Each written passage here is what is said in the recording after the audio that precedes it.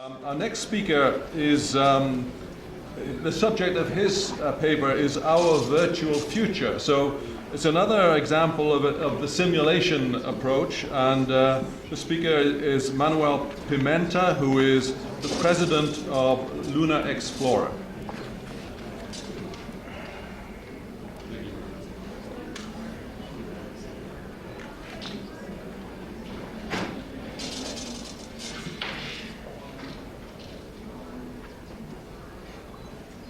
Well, good afternoon. It's a real pleasure for me to be here with you and see a lot of familiar faces that I've met at other conferences and so on, and also see a lot of faces that are not so familiar, because then I'm telling you something that you haven't heard before. Everybody else that I know has heard me talk about this, probably more than they want to. But a little bit about myself. I recently started a company called Lunar Explorer, and our objective is to create a virtual reality, fully immersive simulation of the moon. I mean, exactly as the moon exists in space today, we want to replicate that in your computer. You'll be able to put that in your computer.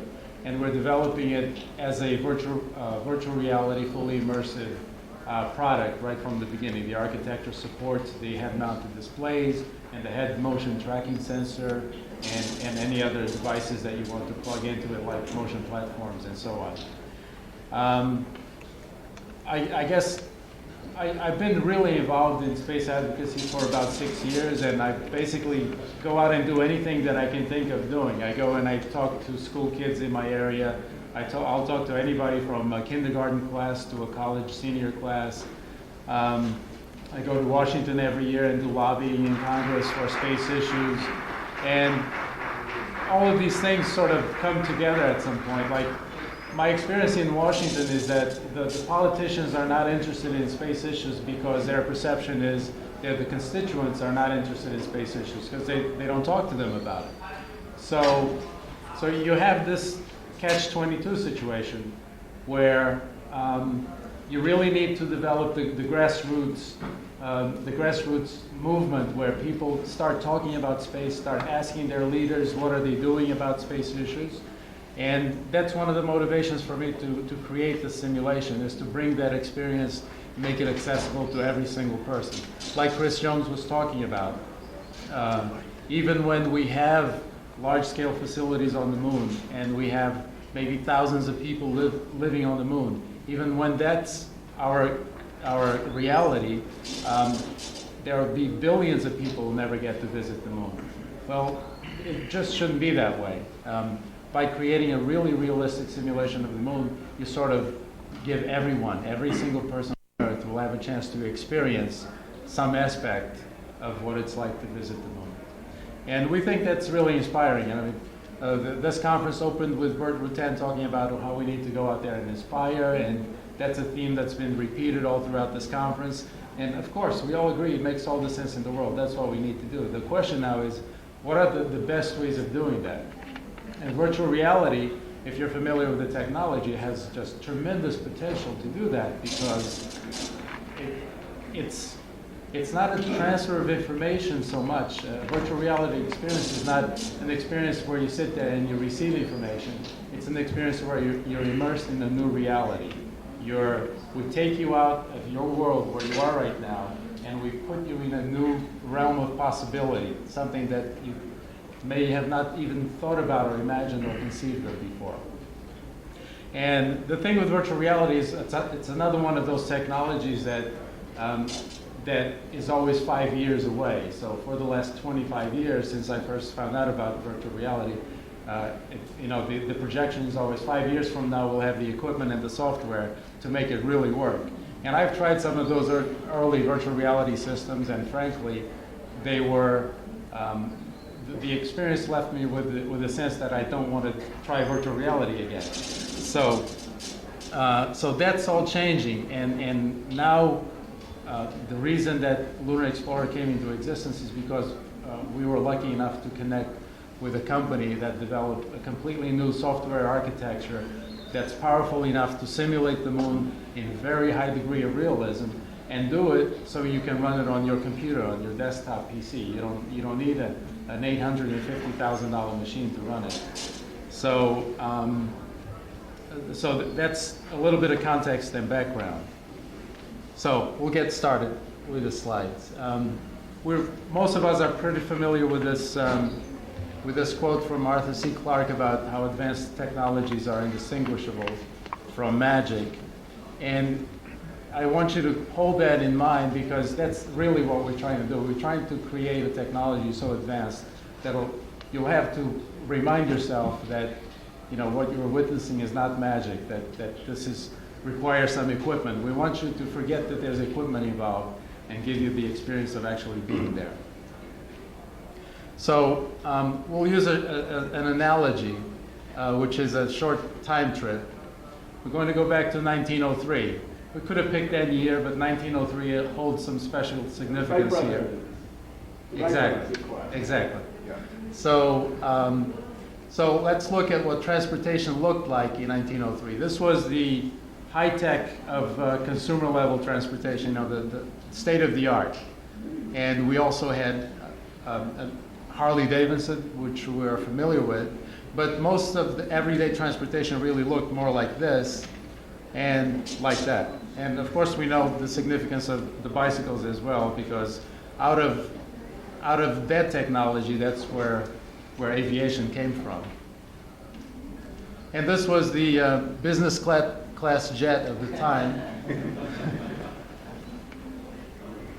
And of course the well-known 1903 iPod. This is the Flatiron Building in New York City, and this is just an everyday scene from New York City. And here's another one. What I want you to do is, I'm going to ask you to do is imagine yourself as one of these people walking around the sidewalk, like that person, and think of the world as it exists for you, the reality and what's possible, what's not possible, everything that you know about what can be done. And then you take that person and you show them something like this, the Airbus A380 that can carry up to 850 passengers. And the question is, how would they react to something like that when this is what their experience of leading edge aviation looks like? And these are some interior shots of the A380. And the thing here is, we're really always stuck in 1903. That means we're always prisoners of whatever reality we adopt for ourselves. And I have the whole theory about reality is really a construct, is really an agreement. Everyone in this room agrees what reality is. And then somebody over there disagrees and creates a new reality that didn't exist before. And then we all buy into it, and now it's reality that exists in the world. So when we ask people what they think about the moon is something really distant and far. There's really no personal connection there.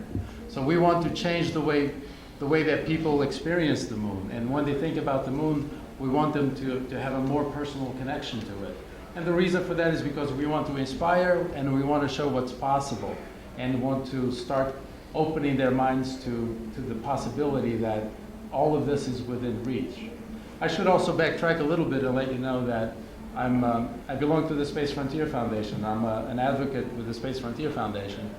And as soon as I opened up their webpage on the internet, I knew that this was the right organization for me. And the reason I knew that is because their mission statement at the top of the page is to open up space for all of humanity within our lifetime. So I'm completely and fully aligned with that. So I was playing around a couple of years ago, sort of teaching myself how to do 3D Studio Max, and also really looking very hard for a high quality simulation of the lunar surface, because I figured we've been to the moon 30 years ago, we had people walking on it, we've had follow-on missions to the moon that collected a lot of data and information, so somebody would have come up with the idea of creating a simulation of the moon. Well, it turned out after a couple of years of searching, I didn't find it anywhere. So out of frustration and impatience, I started playing with 3D Studio Max. Oh, that was supposed to play a little animation. This is yeah, click on that. Okay, the animation is not there. But this is Kepler crater. It's a grayscale picture that I downloaded from the internet that shows the elevation contours of Kepler crater. And then I imported that into 3D Studio Max and used the grayscale to deform a two-dimensional plane and create a three-dimensional topography. And then I overlaid some of the lunar terrain, also from the Clementine pictures, overlaid on this for texture. It's really crude and it's really poorly done, but it just shows that anybody out there that has a computer can really start creating some interesting stuff. So we'll move on. This issue, I was going to suggest that you double click on the bottom, so is that not the right No. place? No, I have to transfer this to the computer, and in the transferring process, we lost the animation. But we have it for you, so if you're interested in looking at it, we can show it. So again, the goal is to create as realistic a simulation of the moon as is possible based on the information that's available today. So we looked around for all the data sources. There's Clementine on the upper left-hand corner, and most of the information, the topography information that we are using is derived from stereographic pairs taken by the Clementine mission. Lunar Prospector also got more information about surface composition and gravitational parameters and so on. So we have visual information, we have surface composition information, we have pictures from the actual surface of the moon, we have radar, bistatic radar imaging from Earth-based projects, and so there exists a global grayscale topography of the moon that we are using to wrap around the three-dimensional globe, and that's an example of what you get when you take a grayscale picture and you create a three-dimensional simulation with one of the computer graphics programs. Next one. In addition to that data source, there's a lot of other information that tells us what the moon looks like today. For example, there are maps of the astronaut EVAs and where they took the pictures and the panoramic. There are a lot of locations where they stood with a camera and took a picture and then rotated, took another picture, and they have 360-degree panoramic views of many locations on the moon. They did that in I think, all of the lunar missions. So there are documents that describe that. There are documents that describe the path of the EVA missions also. There are pictures from the surface of the moon, as we mentioned before.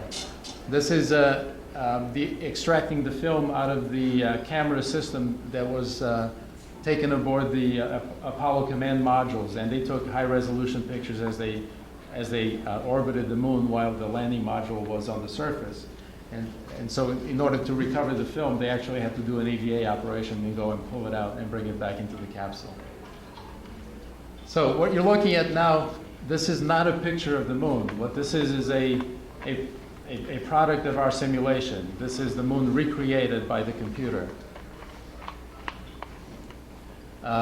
In addition to all the other information, there's also information about the experiments that the Apollo astronauts left on the moon and the equipment they left and where it was placed and all of that. Keep clicking through.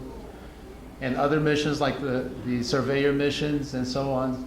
So we're taking all of this information. There's the locations of the Apollo, lunar, and surveyor missions.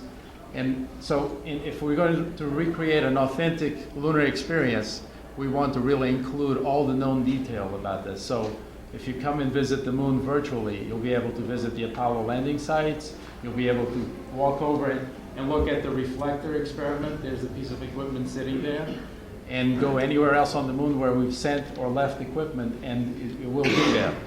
So again, to whatever extent we can recover all that information and documentation. Now there's some future data sources available to us that'll improve the kind of information that we have and the resolution, and also add more knowledge to our database. So the SMART mission, as we know, is in orbit around the moon today. I already sent a request to Dr.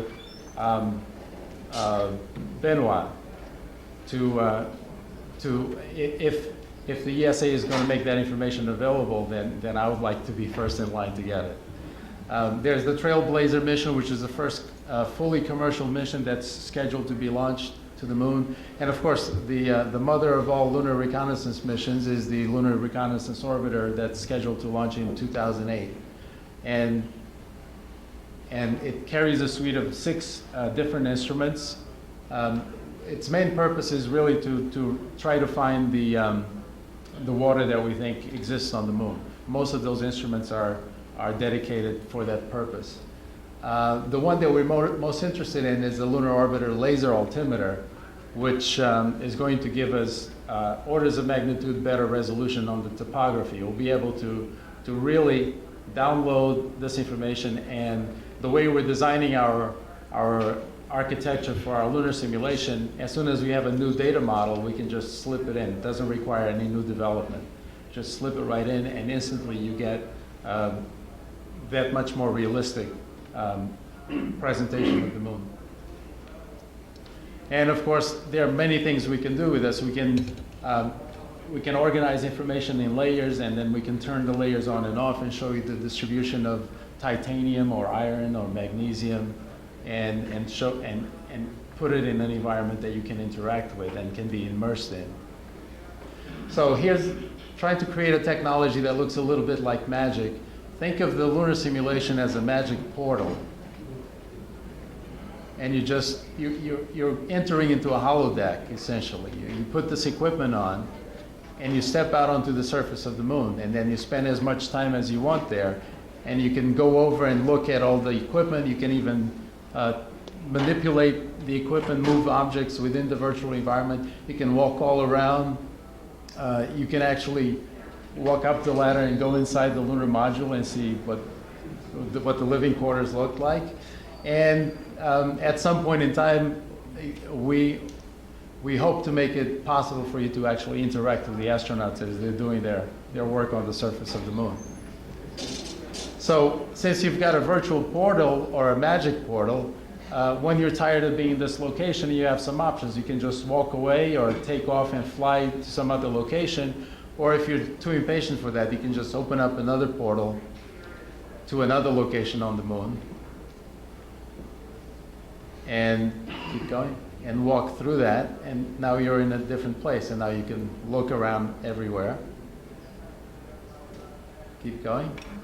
And that's where we just came from, so that's kind of spoiling the experience, so we want to take that away. And we're in a completely new location now. And there's more magic to come. So one of the things we can do very easily with our simulation that we are going to do is to interface to a 6th degree of freedom motion platform. So now when you walk over to the lunar rover, you can sit in a chair and start driving it, and you'll have all the motion cues. You'll feel what it's like to drive a rover on the moon, and you'll have the high definition, high resolution images all around you. So you'll think you are on the moon. You drive.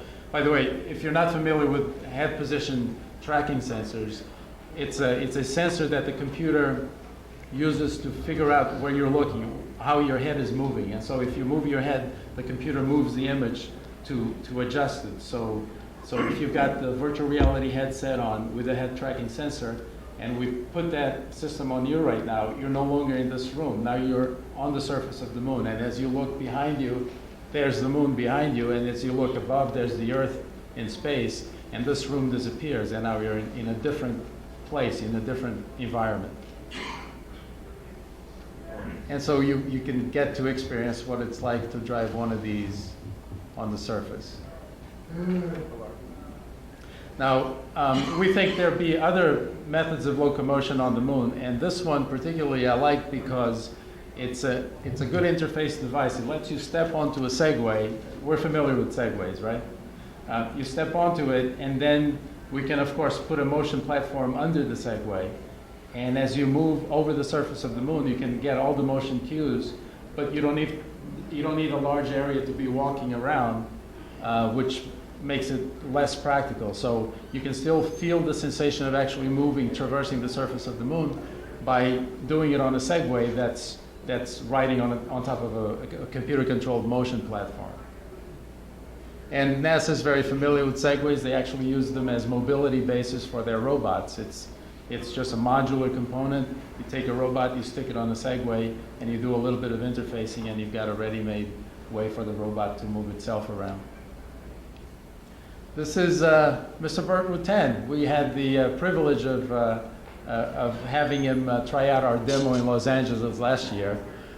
Just to give you a little perspective, the equipment that he's using is military-grade equipment. The headset that he's using, it's about $20,000 in cost. And that's one of the reasons that virtual reality hasn't become a big thing with the public right now. It's because this is the only thing that has acceptable enough level of performance to make the experience worthwhile. So at some point in time, the situation will change. This level of performance will be able to be delivered to the public at a reasonable price point for a couple $100 or so. And when that happens, of course, our simulation is fully ready to take advantage of that new display system. Well, once we develop the moon, then all the algorithms to actually create the planet and to organize the information and the interface, the user interface to the system, all that has been done. Then creating Mars becomes almost a trivial thing. So we open up a new portal, and you step through the portal, and now you're on Mars. And Mars can really be a spectacular place, and I hope to visit there very, very soon. I mentioned a little bit about the technology that we're using. VirtuArts is our partner company there in California, and they developed a technology from scratch, a new architecture from scratch that's very powerful, very efficient, and my view is that it's going to revolutionize a lot of how, not just simulations, but how a lot of software is written and developed. And that's it. So virtual reality, in my view, the power of virtual reality is that it can take you from where you are today, and we can take you back to the future, forward to the future, 20 or 30 or 40 years from now, and show you what's possible. And once you become aware of what's possible, then your whole how you view your reality shifts. It changes. Now you know that it's possible. Like that person that we took from 1903, if we were able to bring him to 2005 and show him that aviation was going to reach the point where we can build an A380, we would probably be able to build an A380 in 1940 instead of 2005. So you know we're making the future more accessible. We're creating a personal connection to the future with this kind of technology. And that's where I think really the power of this lies. Any questions? I think we'll take a couple of questions, but then there'll be a short break because the guy who does the recording needs a break. So let's start the gentleman a little bit back. Yeah, sure, Manny. What kind of percentage of the tons of money that you're going to make you're going to use for real space tourism? Most of it. Yeah, the idea is to keep creating that reality in more and more concrete form. So I really like what Chris Jones is doing, because you know that brings it up another notch, and now you don't need artificial equipment around you to give you the experience. You're having the experience in real time in a very natural way. So one of the things we want to do eventually is to create a fully interactive lunar base in virtual reality, large-scale lunar base that people can visit and interact with and explore and really learn what it takes to make a working lunar base. And then we'd like to take that and actually build it for real somewhere on Earth where you can walk in. And the exact same lunar base that we're going to build on Earth in 20 or 30 years, have it exist here now and give people that level of reality of connection with it. Yes, sir. Yes, sir. Yeah, you mentioned you could pick up tools and stuff like that. Do you have physical laws built into it, like gravity? You can pick up a golf club and drive a golf ball and it reacts 160. Yes, thank you for that question. That's actually an important point. This isn't simply a visual simulation. It's a completely a complete simulation of the environment, including all the physical properties of the objects in the environment. And eventually what we want to do, the first release is going to be just a replica of the moon as it exists today. But a follow-on phase will give people the tools where they can build their own objects and create systems and out of their imaginations and use it like a virtual Lego set to really, express what their vision for the future is, what their vision for what the moon will look like might be. Another question? Manny, what do you project on the headset? On the headsets? Yeah.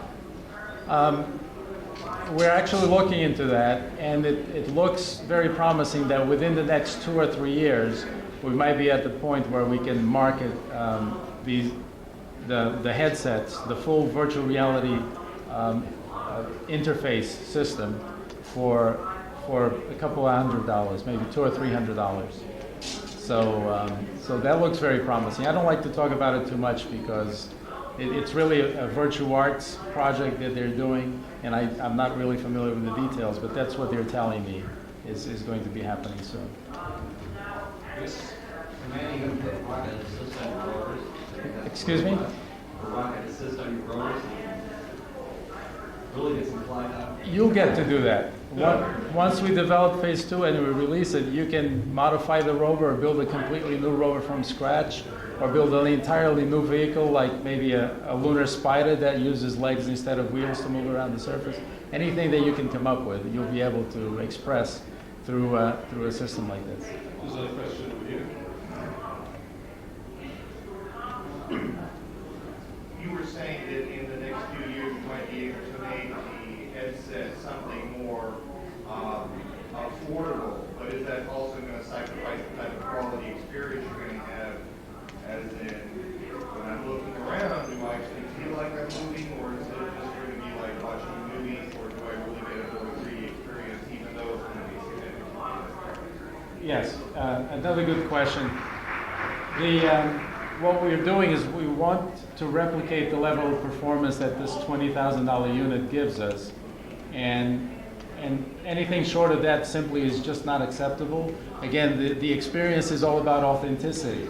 So the closest that we can recreate the moon topographically realistic as it is, in other words, we don't just want to wag modeling the moon. We really want to create the moon exactly as it is.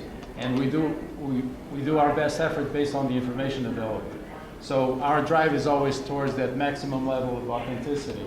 And the display system is an integral and a very crucial part of that. If the quality of the display isn't good enough, then you're always aware that you're not in the experience. There's something between you, and then it just doesn't work. So we will. The plan is to market the consumer level equipment when we can make it perform at the same level as this $20,000 unit. Okay, thank you, Manny. We're going to take we're just going to take a 5-minute break while they redo the tapes. My only comment on the end of his presentation is I know his stuff works because about a decade ago there was an Austrian movie actor, put his stuff on, and now he's governor of California.